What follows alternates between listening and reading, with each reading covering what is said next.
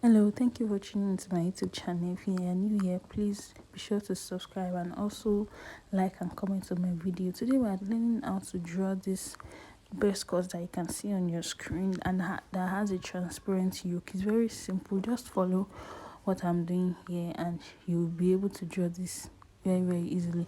Now the first thing I'm doing is to fold my fabric. Now the biggest part of your circumference when you are drawing from your shoulder to the waist is usually the bust. So whatever the bust is, just divide it by 4. After dividing it by 4, add 6 inches, and then when you fold your fabric, you make sure that it is quarter of that bust measurement plus 6 inches on fold. So that's what I'm just doing here very easily. After doing that, make sure that you straighten out your fabric and then probably iron or use pin to hold it so that everything stays in place. A breast cut takes a lot of fabric, so that's why I'm adding 6 inches just to be on the safe side. Now after doing that, folding my fabric properly, I'm pinning it down, and then from pinning it down, I'm going to draw a baseline at the top of the fabric from which all my measurement is going to start. That baseline serves as a kind of mock shoulder on the fabric.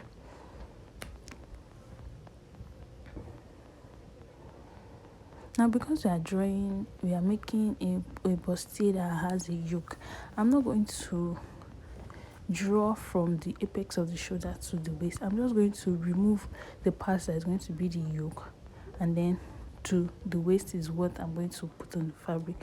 So I remove 5 inches from measurement of the apex of the shoulder to the waist. This person's own is supposed to be 16.5, but I'm removing 5 inches, which means that whatever it is I'm having, just place your tape rule minus that 5 inch at the top of the fabric and then measure everything that you need to measure from there. So first thing is to add is my vertical measurements. Vertical measurements you need here are your under bust, you need your bust point measurement. First vertical measurement, bust point, then under bust, and then the waist, then plus 1 inches. So when you've added the bust point, you add the under bust, then you add the waist, and then 1 inch that you use to join the bodice to a skirt or a skirt or whatever it is that you are joining it with. And then I rule out that line like that so I know what is what. Now after doing that, I'm going to take my tape rule, and then I'm going to get my nipple to nipple measurement divided by 2 plus 0.5. Because I'm drawing on the fabric, I have to add that 0.5. Here I'm using 5. So you already have your measurements, and that is what you should work with for yourself. Now at the top of that shoulder, whatever it is that I've measured from the bust point to the waist, I'm going to add 1 inch to it. So I measured 5 inches as the nipple to nipple, half of the nipple to nipple measurement plus 0.5 to join. So then I'm just going to add 6 inches at the top there so that it kind of creates kind of slanting line that I'll join. Now on the waist, I'm going to measure 1 inch on both sides of the separating line, and then on the other bust I'm going to measure 1.5. This is the first step to creating the darts for the bustier. Very simple. On the waist, 1 inch on both sides. On the under bust, 1.5 inch on both sides. Now where the nipple to nipple measurement is, I will go down by half an inch, as you can see me doing, and then connect it to that line. That's why it's good to draw lines clearly like this so that you know what you are joining to what in your clothes.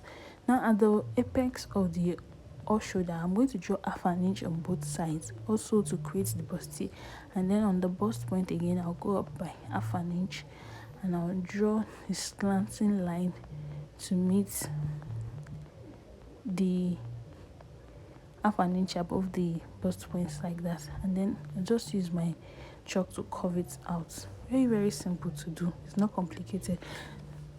Now I want to add all my horizontal measurements after drawing the dart for the bust point. So I'm just going to square out the line easily like that. Now the first measurement I'm going to put is my measurement at the top there.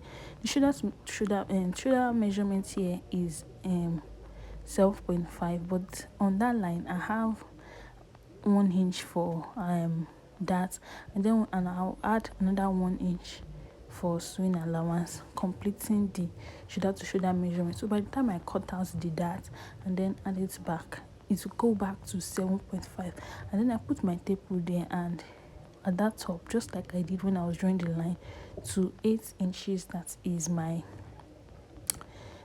the length of my armhole, and from that line at the side of the armhole, I just go in by half an inch so that the shoulder is not coming out too much. So I'm going to just put on the line of the armhole, I'm going to put my bust measurement, then check the dart that falls on that line, add it to it, add 1 inch, and then add about 3 inches for sewing allowance. Let me go over it again. Add quarter of your bust measurements, check what the number of the amount of line that you have on that line, add it to it, add 1 inch for sewing that dart, and then add maybe like 3 inches for allowance. You can trim it out at the end, but just have more than enough allowance. So after doing that, measure the quarter of your waist measurement. So some people have different under bust measurements from their waist measurement, but here I just always use my waist measurement to stand for my under bust measurement, and it always works. So that's just me. So quarter of my waist measurement plus the quarter of my waist measurement on the under bust also. After doing that, I'll measure the darts that I have on that under bust. I know that is 3 because I'm the one that did it there. So 3 inches for the dart, then 1 inch for joining it back. Then I'll add about another 3 inches for sewing allowance. On the waist, also measure the darts plus the quarter of the waist measurement, add 1 inch for sewing it, and then 3 inches for allowance. Just make sure that whatever it is that you are taking away as the dart, you add it to that line plus another 1 inch, because you use half an inch allowance to sew, but another 1 inch to sew everything back, and then normal allowance, which can be like 3. At the end of the day, you can trim this out, but just make sure you put it there so that you have more than enough fabric to work with. It's better to have more than enough than to not have enough when you are sewing. You can not easily add back as much as you can take away when you are sewing. So I'm just cutting out the bustier like that, very, very simply, no stress and all.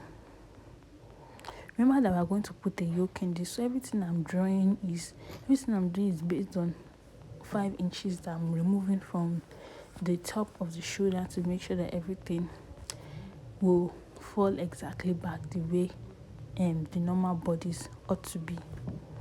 And then I'm pinning it down so that it's not shaking. So now I'm just going to add some kind of depth to the neckline, and I went down by I think about 1.5 inch as neck depth, and just from that line, just connected it. Just, you can use sweetheart, you can use V, you can use C, you can use any kind of neck depth as dependent on you. Just make sure that you join it to that particular line of the dart, and then when you cut everything together and join it, can still be the same thing.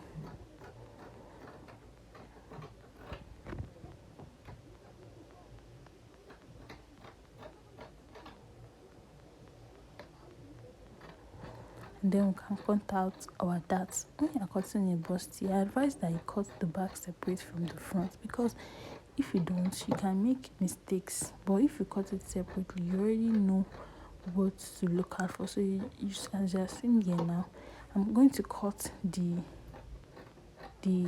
front bodice first before I now cut the back bodice. And if you realize that you have any pointy edge at that point, just use your scissors to just make sure that you take away that pointy edge. It shouldn't be pointy, it should be curved. And then I'm just notching it there so that when I want to join it, I will know what is what and everything will align properly. So like that, it is ready. So now I moved on to cut the back bodice for this bustier. first thing I did there was just to lay out the fabric for the bustier like that, and then after laying out the fabric, I measured 1.5 inches for the zip allowance. Don't forget zip allowance. First of all, measure it out so that you don't forget. Measure out 1.5 inch for the zip allowance. I will not use 1.5 inch for my zip allowance, but I just like to have excess. Please have excess. There's no award for the tailor that can manage clothes the most. Have excess. You always need that excess. It always come in very, very handy for you. Now, if you know that the cut that you have at the base of the shoulder there is not very, very straight, just draw a baseline. But mine is straight, so I'm not really bothered about drawing a baseline, but just for the sake of proprietary something, I'm drawing a baseline from which all my measurements will start. And then remember I dropped 5 inches from the apex of the shoulder. I'm going to drop that 5 inches also for the back, and then measure just my waist measurement. The only measurement I need here is my waist measurement plus 1 inch. So it's from the vertical waist measurement plus 1 inch. So that's everything I have there.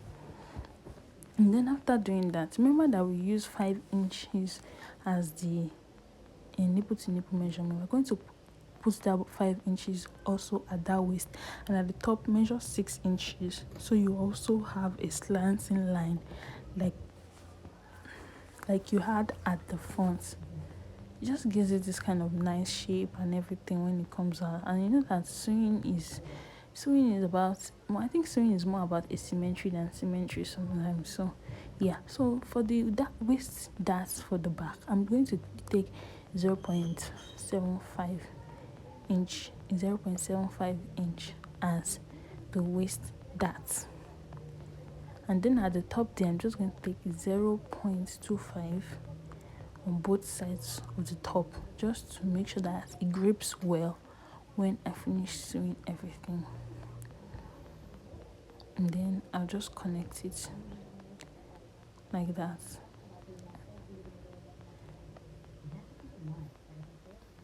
So we have that for the back, and now the shoulder measurement, starting from the line away from the zip allowance. I know that shoulder measurement plus divided by 2, then plus half an inch, that is the dart, and 1 inch for joining the darts.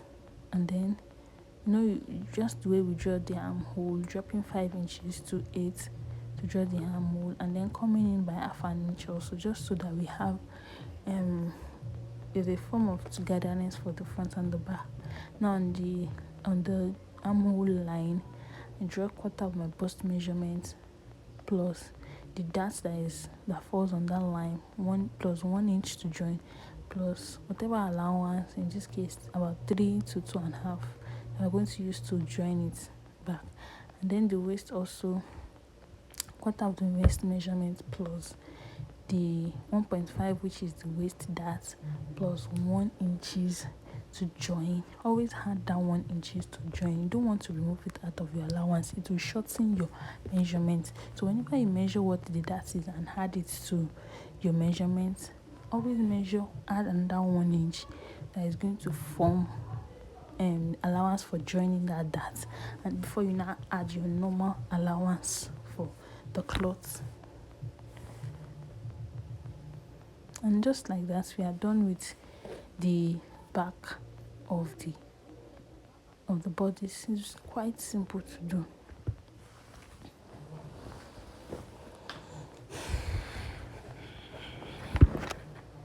So for the zip allowance, at the top I'm using 1 inch, and at the waist I'm using 0.5 inch. So whatever you are doing for your zip allowance, just make sure that the waist zip allowance is shorter than the top zip allowance by 0.25. And just so I don't have zip bulge also, I just went up by 1 inch from the waist. That means the waist is going to be the original waist measurement. I went up by 1 inch from the waist. Why I remove 0.5 and then going and then I'm going up by 1 inch also is because I want it to have grip properly on the person's back and the zip is not bulging.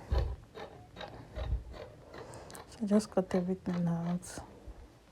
I first of all like to cut my fabric out on its own and see what it looks like before I start cutting out the dart.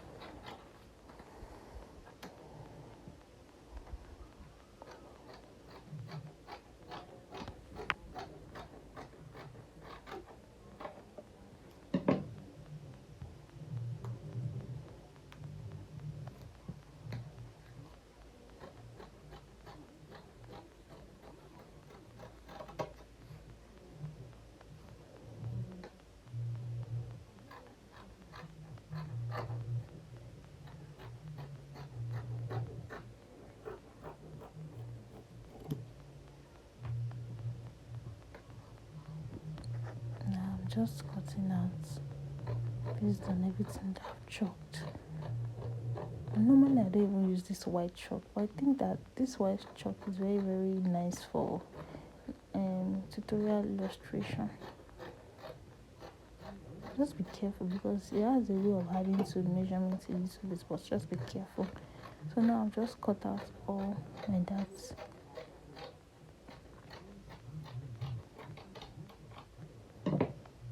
And just like that, voila, the back bodice is ready. So when I join all the pieces together, I'm going to get the accurate measurement for the shoulder line back. I'm notching where the zip is supposed to be so that I don't make a mistake of joining what I'm not supposed to join. I'm done. So I need to cut out the wording for this fabric, and that's very simple. Just get them. If you go to market, it's usually called pad. Not many people know it as well. Just say breast cut pad, and the name is like that. And whatever you're cutting, make sure that the wording is at least 0.75 inches away from the top of your clothes, because you don't want your wording to enter the clothes when you turn it with allowance. And then I don't join it to the waist also. I just do it to be 1 inch after the under bust. For the length, I do it to be 1 inch after the under bust at the bottom part, and at the top part at least 0.75 inches from the top.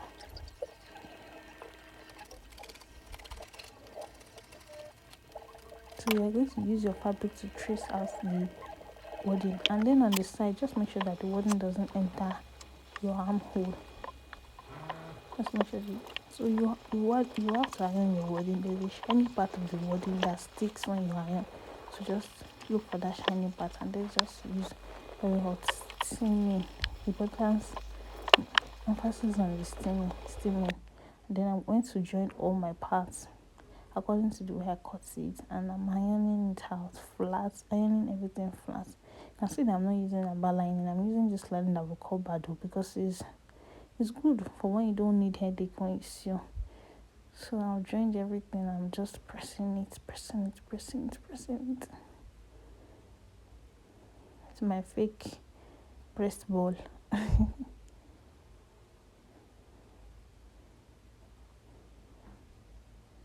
So just pressing it. And now let's cut the yoke. Look at that. I use this pattern paper to cut out the yoke because it's just easier for me, honestly.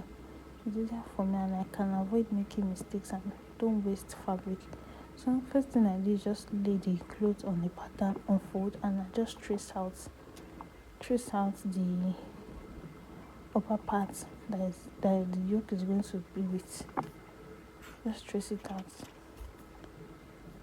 And then after tracing it out, I'm going to add the allowance, half an inch allowance that I'm going to use to join. So just added that allowance like that. don't worry about the neatness of it as long as everything joins together properly. And that is why you use a paper for this and not fabric directly, because you have easy handle on it.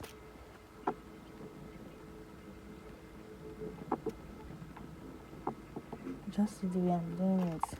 Join, mark all the points. I know that I came down by 5 inches from that top, so I'm just going to measure it in such a way that the 5 inches that I came down from the top is at the upper part, not the middle of the bodice, but the side towards the armhole. That 5 inches will be there, and then 17.5 inches at the bottom. So I have a correct length, and then just mark it like that. So it's very, very simple. Just follow the visuals more than the voice, you get it.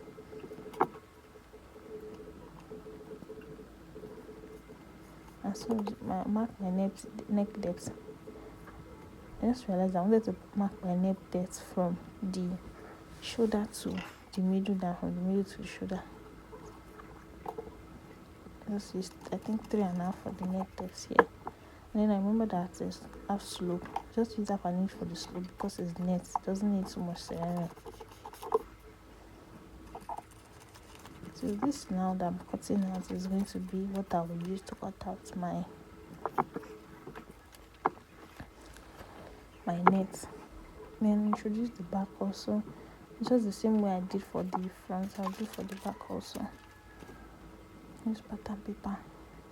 But the thing is that the net, I don't want the net to enter the zip. So from the zip line, I went in by half an inch from the zip line. Just mark that where that half an inch is, and then I'll lay the fabric down on the clothes. Just follow the visuals.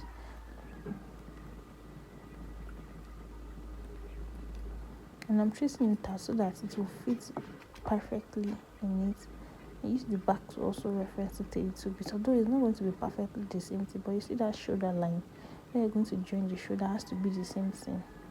So just make sure that you introduce the front, so just check that they're the same thing, and then you just join to that half an inch you moved away from the zip line, so that your net will not enter where the zip is.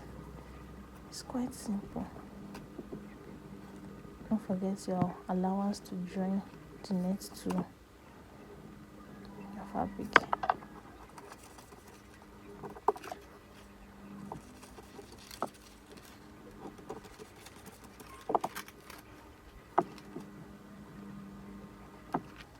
So we can proceed to cut out the net.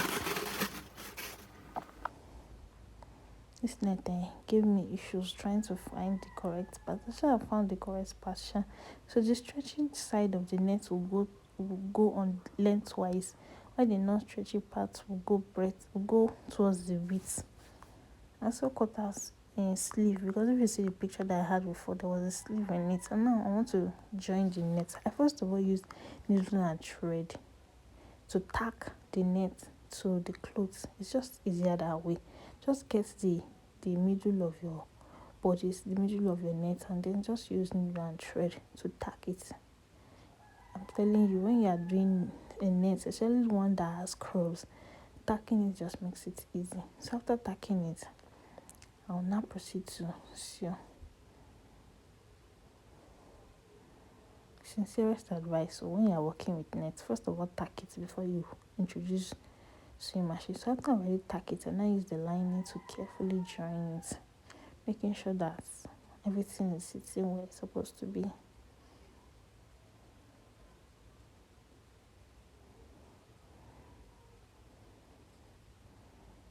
Then you have to top stitch it also. Top stitching is important. It just makes the lining sit inside the clothes properly. So for the back, I didn't really tack it. I just sandwiched the net between the lining and the clothes, because I already know that the net is away from the zip allowance by half an inch. So I just did it, and that's it. So here it is. It is done. It is nice and it is beautiful. Thanks for watching. Please like, subscribe and comment.